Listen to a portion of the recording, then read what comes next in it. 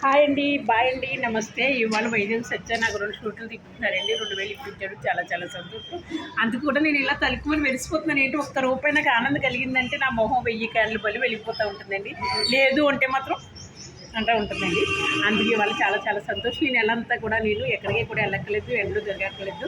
హ్యాపీగా రూమ్లో వండుకొచ్చి ముందు ఒక బస్తా బియ్యం ఏం చేసుకోవాలి ఏంటంటే 3 నెలలు వస్తుంది. కాటప్ ఉన్నాడు వైజాగ్ సరేనండి.